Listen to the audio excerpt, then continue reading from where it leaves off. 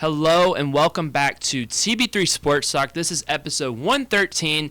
We got a couple of active teams in the Bay Area and a couple of teams that are not only playing, but they're losing. And it's a little bit frustrating. Lightning on a bit of a skid. Rays starting the season. It's only that Rays can do in April. Mid as ever, except for 2023. Will, it's a rich time of sports right now. It feels good to kind of be back with a bunch of sports going on. How you feeling? I'm feeling pretty good. You know, we just saw a great March Madness. That's always fun. It's one of the best times of the year. Baseball's back. I've been watching just about every minute of it, even other than the Rays. I just can't get enough of baseball right now. Watched some of the Masters today at work. Okay. I'm not a big golf guy. Me neither. But it's like, I'm not. It's kind of nostalgic, even though I've never watched it, like, ever. But you just kind of sit there and you're going, oh, wow. You know, I could be happy about this. It might just be once you get into your late 20s. Something snaps, and it's like, I like golf. I'm interested in golf. You know what gets me nostalgic about the Masters? The commercials for it. The commercials, like that music, like the nice, like the peaceful, you know, that gets me. Their own little tunes. Yes, and stuff. yes, they do. Nice. That gets me a little nostalgic. But golf, I'm out on. I got too many sports going on. You're right. March Madness was really good tournament. A lot of good games. I watched my Gators in Amalie Arena get just absolutely stonewalled by the Iowa Hawkeyes. I mean, just ridiculous. Who knew that you're allowed to punch another player and stay in the game? But I'm not salty about that at all. There's that big muscle guy. He was like the curse, because then he went on like trying to defend the Gators and he kept losing. I think he did pick Michigan though in the finals, so he got some redemption. He was cursed. Well, he was just rooting against Iowa after. So whenever, but then he rooted against who beat Iowa? Illinois. So he went to Iowa's side? He went to like 3 games after that, yeah. Well, I know he went to the Nebraska-Iowa game, and I was like, you know what, I respect this. This is pure watching out of hate right now, and you're cheering for Nebraska. I like that. But now that it's just like a social gig, like, come on, dude. Mm-hmm. Come on. Grow up. Yeah, the fame got to his head quick. Dude, it really quick. Dude, the building was electric when they showed him on the Jumbotron. I ain't gonna lie. Like, I will say, been to a lot of games at Amalie Arena, been to a lot of different sporting events. That was a very interesting setting because it was 80+% Florida fans, and it was loud. And again, I'm used to college basketball games. If you go to a Florida game, I think it seats 10,000. Amalie seats 20,000. So to have a college basketball game with that many fans, and they were loud and they were raucous, it was a fun atmosphere. Just a sucky loss, definitely. I'm sure plenty of Gator fans felt the same way that I did. I don't know, but it was tough. I'm sure Will was a little happy, and then USF got knocked out first round. That was sad. Yeah, that was sad. I mean, the problem was I wasn't happy that the Gators lost because I had them in a big parlay.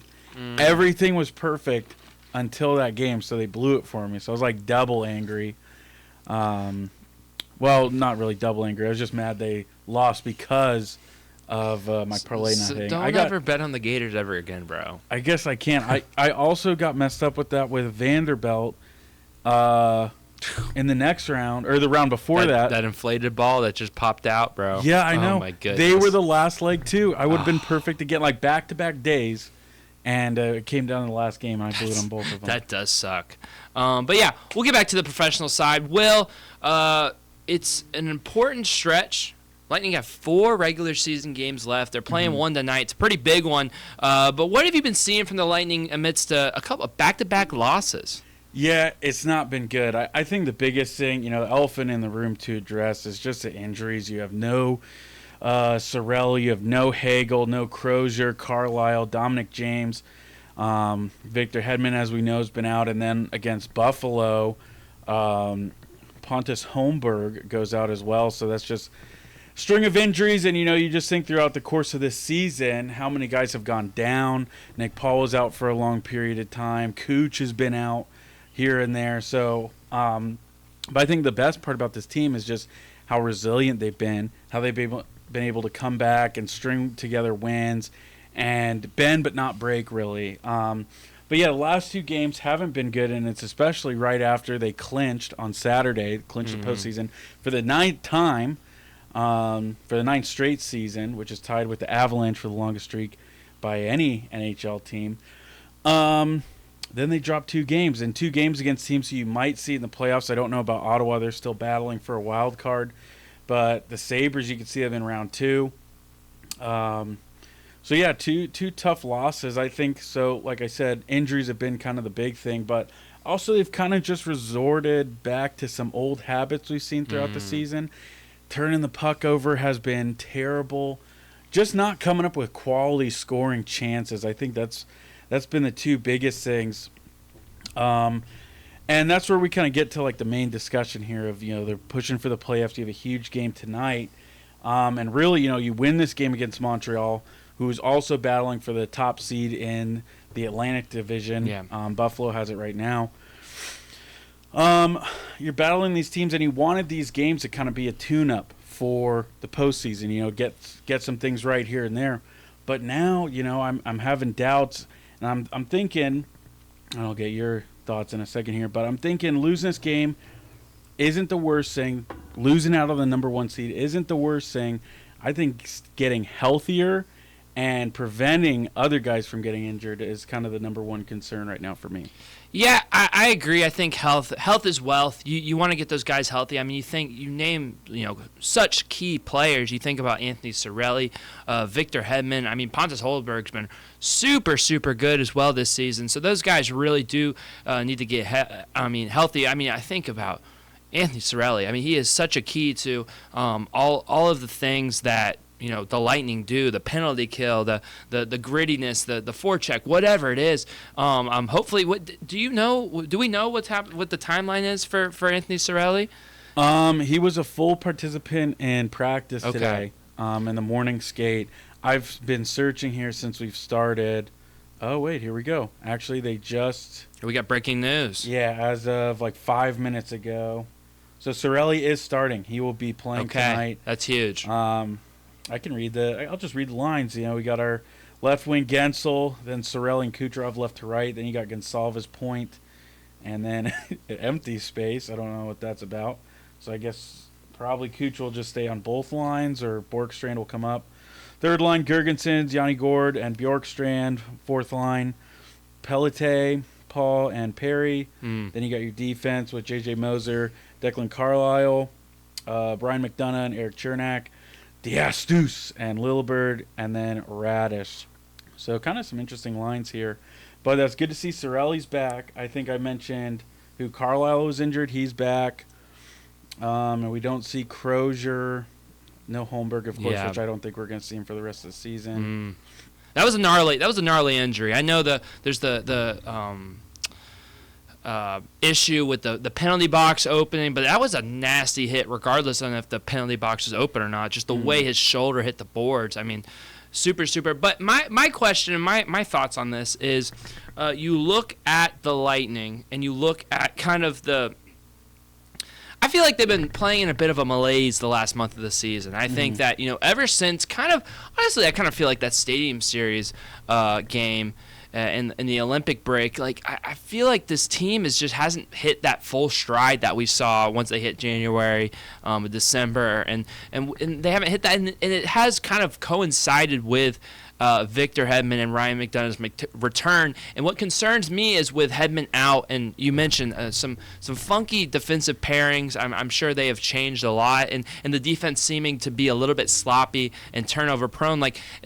Are the Lightning set up to play their best in the playoffs with this kind of unleveled, uncertain footing in the defense? Yeah, I mean, I think as of right now, I'd probably say no. And I think just especially in the last 2 games, I'd say especially against Ottawa, and just finding, it seemed like there was always somebody behind the defense, somebody open. Buffalo, too, saw a lot of breakaways, miscommunication, just sloppy defense overall. And like I said earlier, how it kind of reverted back to earlier in the season. I feel like that's what we're seeing, and I think it is kind of the different defensive pairs. But again, this is a time since you've already clinched to kind of find out what's working. You got to find the right matches, the right chem. I think, J.J. Moser has been absolutely solid. He's fine. We know the bald eagle. He can put up some points. I have been impressed with the Diastus line and Lillibird since he came back from the jaw surgery. Both of those guys together on the line have been solid. And that's somebody who I'm looking forward, especially if we don't know who we're going to have or if other guys get injured.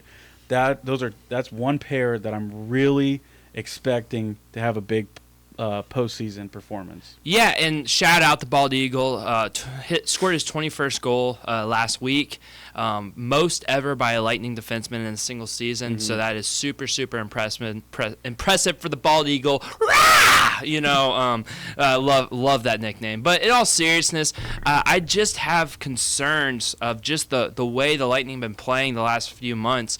And I have concerns because, again, this kind of reminds me of what I've seen for the Lightning going into the last 2 or 3 playoff series. And when we look back at those series against the Panthers and even the Maple Leafs, I feel like sloppy defense and turnovers is what has lost them these series. The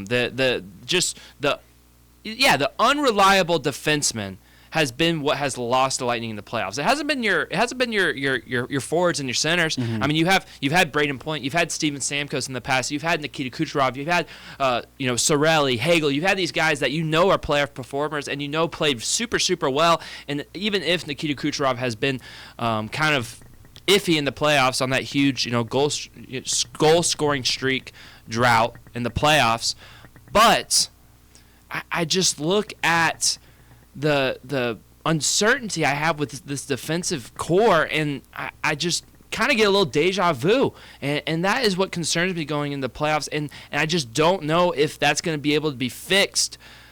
And I think there's better options, like you mentioned. I think Lilleberg's a better option. I think J.J. Moser definitely was not playing at this level last season, and Darren Radish wasn't as well. But I just when the games get tight and every mistake is magnified in the Stanley Cup playoffs, I'm worried. I am worried about the Lightning headed into April and May.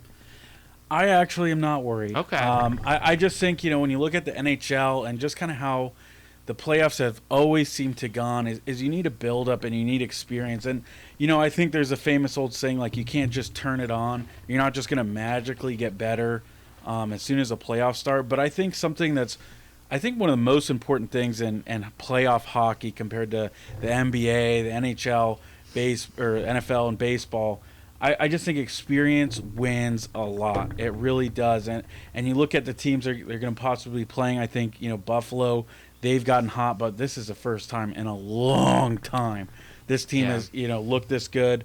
Montreal was there, obviously, 5 years ago when we played them in the Stanley Cup, but this is a fairly young team, and there's a lot of new talent, and they're also fresh. And I think talent or experience will win out no matter who you play. So I'm not necessarily worried about their play right now that's going to transfer over, because I do think you have guys like Yanni Gourde. You got Corey Perry.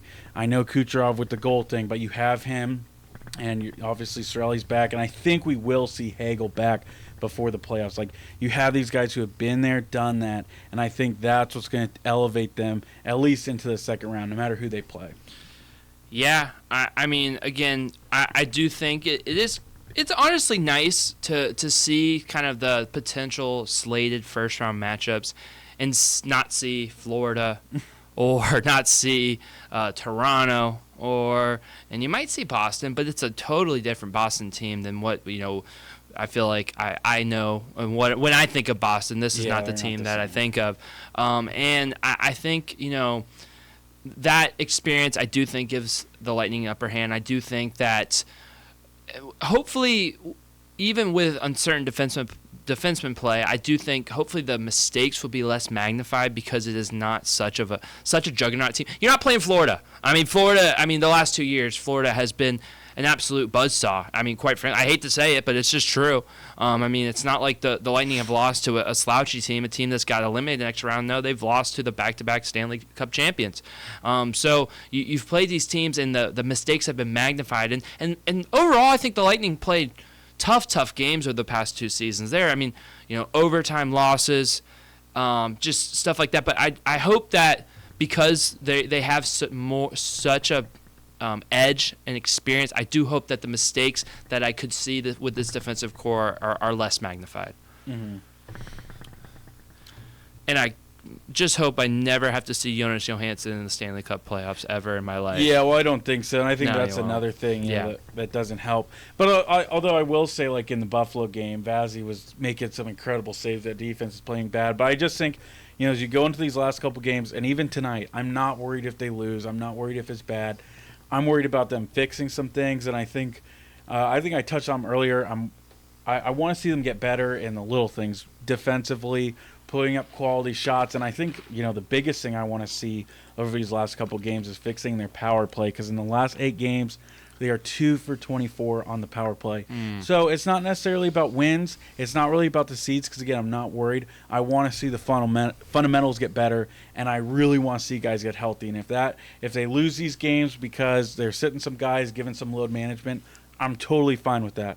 I do want to see the fundamentals get better, though. If the NHL wanted us to worry about seeding, they should fix their stupid playoff format. Oh, yeah. Yeah. 100%. So dumb. Gosh, I've probably said this about 10 times on this show over the course of its life. Fix that format. It's stupid. Go 1 through 8. Dumb. It's so dumb. It's so dumb. Especially, I think people find, because we've been saying that for years, but I think people are finally seeing it just because of how bad the Pacific Division is. Yeah. I mean, I don't know how much it changed now, but the Kings were sitting at first at least a couple days ago, and they only have 17 regulation wins, and they're the first place in the Pacific. I don't know how many regulation wins they have now. I know they're down to 4th now. Edmonton's 1, Vegas is 2, Anaheim is 3. But think, Edmonton is 90 to compare. Ottawa's 5th in the Atlantic, and they have 92 points. And Detroit's 6th, and they have 89 points. That's ridiculous. That's great. That's crazy. NFC South. I know, and that's the worst thing. Like you said, they get 3 teams in that terrible division. Yeah. Really, really stupid. Really, really dumb. It's like the NBA has it all laid out for you. Just copy what the NBA has. NHL, everything. Whatever. I'm not gonna. This is too much of a tangent. I'm not going to keep going. NHL doesn't need the play-in games, though, I think. No. But I'm just saying they've had 1 through 8. 1 through 8, yeah. 1 through 8, and the division winners, they automatically get in, but it's not like whatever. Fix your playoff format. Anything else on the Lightning? Yeah, I just think tune in tonight. 0-0-16-12 left. Oh, it's already going. Oh, yeah. Okay. Yeah, so I guess I forget, because this is going to come out tomorrow. So it's coming out tomorrow. Watch this tomorrow. Hopefully you're celebrating a win. Yes. And again, don't be upset if they lose. It's not the end of the world. I'm really not concerned, and I don't think anybody else should be either. And comment your thoughts down below on the Tampa Bay and Montreal game in the comments down below on YouTube. Because again, we're talking about it, and we can interact with you guys and talk with you guys in the comments. So do it. The Diamond. Let's get to the Diamond. Let's get to the beautiful grass. Actually, the beautiful turf. Tropicana Field. Turf looks great. Turf Can looks I say great. one thing? Yes, sorry. But before we go, I saw something funny, and it's like, you're a fan of an NFL team, NHL team, and you go, oh, they lose next game, whatever, we'll get them back. But baseball, 162 games, and I'm furious after every single loss. I saw that same video, and I do resonate with that. I think it's because baseball almost comes ingrained in your life. Like, it's just always on TV. It's like oh, what am I more mad at? Like, my son failing his math test or the Rays losing. Like, they're the same frequency in they just become part of you. The baseball becomes part of you. They're on every day, so a bad day becomes worse when they lose. Yes, and a good day becomes better when they win. 100%. But yeah, the Rays have started this season off 5-7. They started the season off on a 9-game road trip where they went 4-5, dropping their first 2 series to the Cardinals on opening weekend. Some brutal losses in St. Louis. Just I don't even think we need to go back to them. They were just brutal. Then you take the series opener against the Brewers and then lose 2 straight, and then. You take a series against Minnesota, winning the final 2 games of your road trip, and then you head back to Tropicana Field, first time, and I think it was over 550 days. Was it 561? Yes, I was thinking 561 or 571. Shane's date is the same with the last time they played, or maybe it's a little longer, but. Yeah, those would be longer, but yeah. I think it's 561. Yeah, that sounds right. I just want to make sure I'm not confusing with Shane. Yep, that sounds right. And then back Monday, 4-10 game, sold out Trop. The Rays get it done, 6-3 win, but then they drop the next 2 to the Cubs. Now they sit at 5-7. Will, I mean, what is your kind of biggest takeaway from the Rays so far this season? I mean, I think it's pretty simple. your bullpen pitching and your defense is terrible when that's supposed to be your bread and butter. That's supposed to be your strength, is solid arms, always great pitching, and then great defense behind them. And that just hasn't been the case, and it's been really frustrating. I think it's been the most frustrating because I was expecting a lot. Obviously, if you're a big fan, you watched our season preview, and we kind of we weren't negative, but it doesn't have you don't have a great outlook on the season. But what impressed me so much was the hitting, and the offense and what they've been able to do offensively. And that makes it that much worse that now in return we're getting terrible pitching and defense. And we saw the same stuff last year. Like, there's really been no change. Hasn't gotten any better, hasn't gotten any worse. It's just been the exact same. It just feels like the exact same team since July 4th of 2025. Maybe some better offense though. Yeah, I think the offense was always kind of underappreciated last season. I think the offense really was pretty solid. You look at that top four, especially when Aranda was in the lineup last season. I think the offense was really, really solid. Yandy, Brandon Lau Jr., Aranda, and then, he had good years from, guys like Jake Mangum, and even, Chandler Simpson coming up, which I think we should talk about him because he's been amazing. But I agree. I think that the little things are not going right for the Rays, and I think that the Rays, like you said, the Rays are built on doing things on the margins well, and that includes defense. And you even made changes into your lineup to solidify your defense. I mean, you a big reason why I feel like you didn't stick with Brandon Lau is because you were worried about his defense, and you went with Ben Williamson or Richie Palacios, which I know he's not the guy, your main guy at second base. Obviously, I think defense will improve from Richie with Gavin Lux, but the defense it's poor, and it's losing them games. I mean, you look at the Milwaukee season or series in the opener against Minnesota. Those losses came directly on the backs of defense. I mean, the Rays are last in the league right now in errors. I think 17. They lead the league with 17. That's horrible. That is super, super bad. It's over 1.3 errors per game. That is never should happen. You never should have over 1 errors per game as an MLB team. And it's just not a good brand of baseball. It's just not. It just silly mistakes. I mean, I look at last night. Chandler Simpson, you're down 4, and he's trying to steal third base. I think that's a good epitome of what the Rays season has been.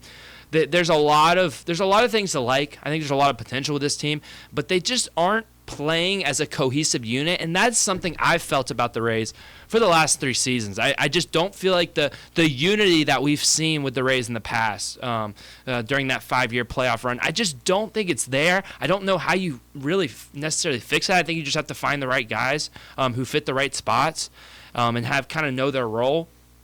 But it's to see them be unraveled by bullpen and defense as the Rays, it's really disheartening because that's what you hang your hat on as a Rays fan.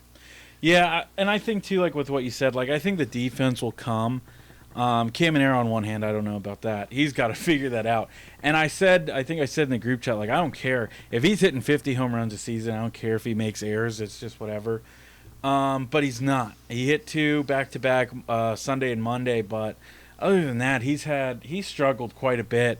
Hasn't, and it's partially been to pitchers just not throwing in the zone on him, but that's been a little disappointing. And I think the defense will come, but I still think the biggest problem is still the pitching. And how does that get better? Like that, I mean, it's just continually the same guys thrown out there, and they're struggling, and that's just getting frustrating because there's no difference from last year.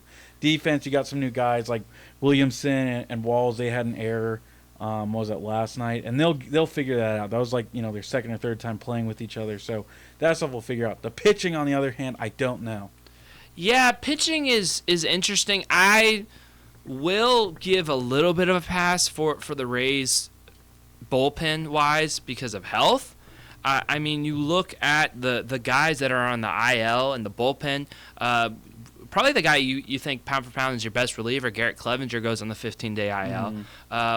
Edwin Uceda, which is probably your setup guy if he's healthy, is on the IL. You still have Manny Rodriguez recovering from Tommy John, and then you even had Hunter Biggie starting off in AAA, kind of due to recovery or whatever that was.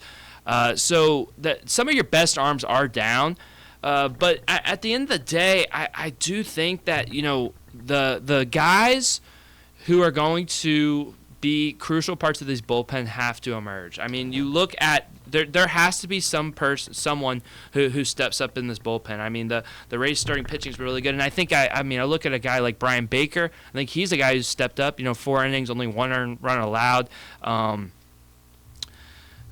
I'm just going to pretend that run didn't happen either. Yeah, and that he was so fired exactly. up. Exactly. Whatever. And a 0.25 WHIP in 4 innings, that's good. But you're going to have to see someone step up. And I think when I look at people who need to step up, I look at 3 guys. And 3 guys that I had high hopes for going into the season. I look at Kevin Kelly, Ian Seymour, and Griffin Jacks. All 3 of those guys have ERAs in the double figures. Mm-hmm. They have struggled to start this season, and those are the guys who are going to fill out the middle of your bullpen. I think the starter's been really good. If you get 5 or 6 innings from a starter, that's great. You still have to get 3 innings from the bullpen, and you can feel good about your closer, but you have to have guys to get you to that 9th inning. And right now the Rays are running thin. I really thought Ian Seymour was going to be a guy who could be a really good 6th or 7th inning guy. He's struggled. The most disappointing, I think. Yeah, just terrible location on his pitches, just not good command, terrible count control. He has been really bad. And then Kevin Kelly, I just think it might be over for him. He's looked a little better. A little better, but this is now a full season of struggle for him, and he was super good 2023 and 2024, but he just doesn't his stuff just doesn't play the same as it once was. And then Griffin Jacks, screw you, man. I don't even mean to be like that, but it's just like you got to pitch better. We gave away a pretty premium arm for you. You have the stuff. You just got to pitch better. We've seen it in the World Baseball Classic. We've seen it in full season stretches with the Twins. He's a guy. There's no analysis for him. He's just got to pitch better. He's got to locate better. He's got to come in more ready to pitch with better command. He's got to be better. If he's not going to be a reliable pitcher, this bullpen's going to be in trouble. Yeah, how quickly he went from American hero to American terrorist. Yeah.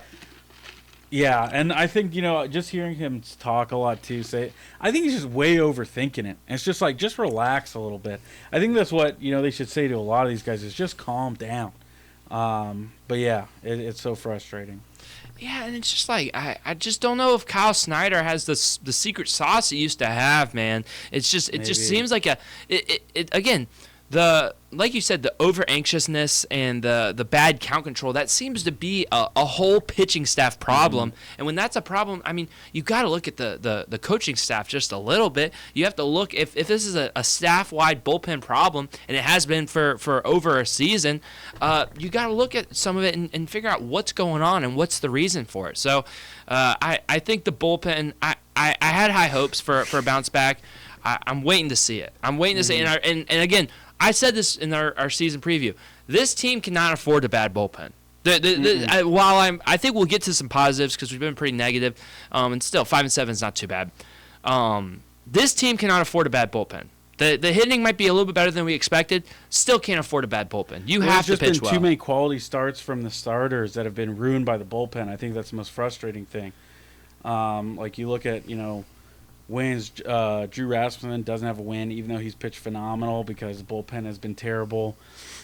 I don't think. Well, Steven Matz is the only starter with a win. That's crazy. That's unbelievable. That is crazy. Yeah, he's 2-0, baby. Shout out, Matsy. But to talk about some of the guys on the starting staff, congratulations, Drew Rasmussen, for having a child. Super stoked for you and your family. Wish you could have that after the game. Fair. You just held it in a little bit longer. But again, 10 innings pitched, a 1.8 ERA, 2 earned runs. Super solid. Shane McClanahan, Will mentioned it. It was a long time since he returned. He's gone 8 2/3 innings. He's only given up 3 hits over that span. His biggest issue has been walks, which he is at 7 walks in 8 2/3 innings. Once he gets those walks down, he's going to be super, super good. His stuff looks good. His slider, his changeup, they look like the slider and changeup I saw before he got hurt. Super excited with what I've seen from him. He's just going to have to get his command up. But again, he's improving. He understands that. He hasn't pitched in a long time. I can give him. Yeah, and that's expected. Like, Yeah. I'm not worried about him. I've been actually so fired up to see him back just because you just see how much he wanted to get back. And I think with him, he's just got to get it under control. And that'll definitely come. So there's nothing to be worried about. And, I'm just happy seeing him back, especially opening up in the Trop. That was just so electric. And then even kind of what he said in the post game, he said, I wish it was as easy as riding a bike. 'Cause I'm pretty darn good. Yeah. riding one. Sounds like he wants to be here a long time, and I'd say let's keep him, don't trade him. But yeah, it'll come. He's fine. Yeah, Nick Martinez has been a huge surprise. I was actually just about to talk about Nick Martinez because again we kind of lamented on how bad his spring training stats were and kind of lamented that Rays gave him a pretty good chunk of change to pitch this season, but so far so good for Nick Martinez. 12 innings pitched, only 3 earned runs allowed. I think all of those earned runs are on home runs. Because he has a 0.67 whip in 12 innings. That is super, super impressive. If you're going to get less than a base runner per inning, you're going to be successful. His changeup has been devastating, just a super, super gross pitch. He has been really, really good. The veterans have been really, really good. Steven Matz gets the 2 wins, 11 innings, 5 earned runs. But again, a lot of that came in the last inning on a 3-run jack in his first start against St. Louis. He's been super, super solid. The rotation looks good. Even Joe Boyle. Had kind of a blow-up inning, yesterday. Some poor defense, a ball that I think Johnny DeLuca could have and probably would tell you he should have caught in the outfield. Yeah. I mean, I think it's one he could have gotten. And then the guys are kind of kicking the ball in the infield that you could have prevented 1 to 3 of those runs at the very least if you had played crisp defense. But you didn't, and his ERA is up. But overall, I think he's been super, super good. I mean, that's 6 walks and 15 2/3 innings pitched. That's not a bad number for him, and a lot of those again came in that final inning yesterday against the Cubs. But I think the starting has been good. I think on the offensive side, definitely want to give flowers to Chandler Simpson, man. Wow. He has been phenomenal, hitting .391 and .864 OPS. He has 18 hits, leads the team, and does that lead the American League? You'll have to look that up. Yeah, but he has been super, super good. I don't know. What's your thoughts on Chandler so far? As expected, man. I've been such a huge believer in him, and I loved him so much last year. And I think we're just seeing the next step of his career. And he's proven all the haters wrong. Like, I was so sick of hearing about how his defense was poor and he needed to get sent down. I don't think he needed to get sent down last year. I think there's some politics going on. But his defense looks great, stealing the bases, and just showing that he cares. I think that's the biggest thing. Just seeing how fired up he was for Cedric Mullins' home run and making the catch in the outfield and just trying. Like, I just think he's such a good person to have on the team, and he's really, making an impact. And he's one of the guys, I just trust. He's up to bat, and I know no matter what, he's going to give a quality AB, and he's probably going to get on base. And when he is, he becomes totally dangerous. It hurts the teams because they always got to watch out for him trying to steal. I just can't say enough about Chandler Simpson. Yeah, and I'm trying to find... Okay, so... Super, super impressive. So last season, 2025, Chandler Simpson had a -5 outs above average. That's just a statistic that kind of measures, again, how positive you are doing in the field. A -5 means you are a negative in the field. You are causing runs to be scored instead of preventing them. This season right now, Chandler Simpson has a +3 outs above average. So that's a 8 outs above average difference so far. He's been really good in the field, made some huge catches, been in the right spot. He's made the routine plays look routine, which was a big issue for him. He's had much better reads. I'm going to say it. I think it's a little Kevin Kiermaier helping them out. I think hey, that was a good hire. You can't deny the results. And then yes, he is tied for the American League lead in hits, 18 of them. He's second in the league overall. Yeah, super, super good. Super impressed with him. And then, I mean, does this guy Yandy Diaz do anything but hit baseballs? I mean, dude, 362, a 1.008 OPS. He's got 2 home runs, a triple and a double so far, 4 extra base hits. I mean, what can you say about Yandy Diaz so far? Unk still got it. Unk has still got it. Still got it. He's fine wine. Should we be calling him fine wine? Like LeBron, he gets better with age. Yeah. Hey, maybe stealing the bases, running stuff out too. That's kind of insane. I didn't think he could do that. He works out all that time. He might as well be a base stealing. He just looks so stiff, dude. He looks stiff so much. He runs like he has a stick. So when he shows butt. like speed, it's like, whoa. Yeah. Yeah, he always takes those little. He is like such a bodybuilder athlete. Like he runs like a bodybuilder. It's so funny, but he's a great baseball player, and he's been super, super good. Nick Fortes from the catcher position. Man. Build the statue, retire his jersey. We found our catcher, ladies and gentlemen. Yeah. I mean, the challenge in the pitches too. Yeah, he's everything good at he does is so great. Especially like that Milwaukee series, that was so awesome to see. Oh, I love that guy. Yeah, 303, 828 OPS. Super, super solid. Just raking on fastballs. I think he finally got a hit on a non-fastball. Like way up there. Yeah. And that came with some velocity too. It wasn't a soft pitch either.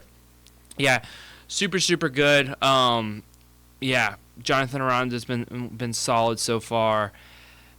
Offensively, a lot of positives. I mean, I think that you look at the swing and miss, lack of, has been good. Simpson and Fortes have stepped up. The top of your order still seems dangerous. I think Junior hasn't even fully gotten going, and he will. He definitely will. He had home runs in back-to-back games. The Rays do seem to feed off him. One thing I like about Junior, and this is something we've probably talked about in the group chat, is he seems to be taking the next step as a leader for the team. He's the first one out of the dugout when great things happen. Very, very vocal, very active in the locker room, in the dugout, in the interviews, whatever it is. So I think he is really taking steps to be a leader, and I think he will. He's going to get hot, and once he gets going, this lineup's going to be even better. Just got to kind of work on those basics things, be able to. Got to be patient. Yeah, that's like the big thing. You're gonna get the Bonds treatment. You just are, and you can't get frustrated because we've seen him like visibly get frustrated a ton, slamming his bat and his helmet.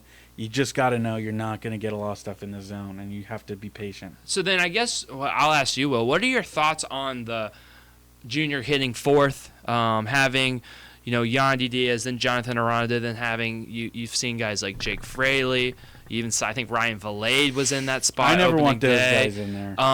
Chandler Simpson was in that 3-hole, but he's kept Junior Caminero pretty consistently in the 4-hole. What are your thoughts on that, just overall? Yeah, I think that's fine. I think it gives him confidence. You want to be that cleanup hitter, and just leave him in there. That's kind of his thing. Don't do anything with him right now. He's still growing. He's still young. So leave him there. I don't want to see Valade or Fraley up in the front of the lineup. I really don't. I don't care if you can throw numbers at me or whatever. I don't want to see it. I go back and forth with Yandy and Chandler Simpson leading off. But I think it's kind of fine because just how well Yandy's hitting. But if that changes, I think I'd like to see Simpson up there. So we'll see. Yeah, but I'm fine with it. I would seriously consider letting Chandler Simpson hit leadoff. I know it's the easy thing to kind of go at Kevin Cash or disagree with Kevin Cash, but I just think having Simpson up at that lineup and having his ability to get on, and then having Yandy Diaz down to provide more protection for Junior Caminero, I think that would be so valuable. And it might damper the bottom of your lineup just a little bit, but you look at those guys in the bottom of the lineup, they haven't been bad. I mean, Taylor Walls has come up and got a couple of hits. DeLuca, Ben Williamson, they've been solid. Cedric Mullins, he has been solid. He's got to get it together. He's got to get it going. The home run, but yeah. You're still batting 122. Yeah, that's true. But Nick Fortes has been better. I think the bottom of the lineup's going to be fine without Chandler Simpson. I just think he provides a lot more value. And then maybe if you get a guy like Jake Fraley down in the 6th hole or the 7th hole, he's going to do a little bit more than if he's in the 3 hole. So that's just my thing. I think they should I'd like to see some iteration of Simpson, Aranda, Yandy, and then Junior, or that maybe would be solid. That's kind of what I think, or maybe get Junior up in that 2-hole and have Veranda hit cleanup. I'd like to see some change with that. I think, and I understand that Yandy is comfortable in that leadoff spot, and you don't want to ruin his rhythm, and I recognize that, and I hear that, but I just think to maximize run production, I think you got to slide Yandy down and get Chandler Simpson on earlier on. Another point that has been brought up to me, saw it on Twitter, not directly to me, it was just a Twitter post, but Simpson has been hitting behind Junior Caminero. And with the amount Junior Caminero walks, if you think about a pretty likely thing to happen is Junior walks, Chandler Simpson hits a single. Say it's first and second. Chandler Simpson can't steal when he has a slow guy in front of him. Mm-hmm. You know what I mean? You don't want to hamper Chandler Simpson's speed too. And I think if you get in the leadoff spot and you maybe have a faster guy down the lineup, whether it's a Ben Williamson or Taylor Walls, you also unlock that speed capability. Maybe slide that guy like Cedric Mullins down at that 9 to maybe surprise with some. I don't know. I think the lineup can be tweaked a little bit. That's just my opinion. Yeah, well, I think you should never have Valade play. That's one move I'd make. Never have him play. Fraley, same thing. Like, if there was a way to just let Taylor Walls play defense, but pinch hit for him every at bat, that would also be solid. If there was a way to, maybe. All right, I'm going to throw an idea at you. Maybe we could get a left-handed second baseman. Not much hair on his head. and he can hit 30 home runs in our lineup. Don't you think that would be nice? If only we had a player like that. Don't get me started. I don't want to get emotional. It makes me mad. I'm going to get really emotional on here. Jacob Melton better come up and you better hit bombs. That's all I'm saying. If something better, Jacob Melton better pan out if you're going to trade Ball of Brandon for him. Gavin Lux better be good whenever That's he gets true. healthy. I think that will help the lineup because I think he could be up in that 3-hole, and I think he could be a little bit better than Fraley. That would help. Mm-hmm. I would agree. That would help.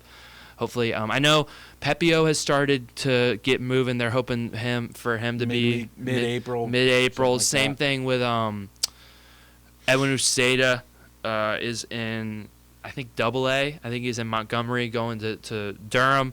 But he's going to have more time in Durham because he didn't have any spring training. They said, I think, late April, early May for Edwin Uceda to come back as well.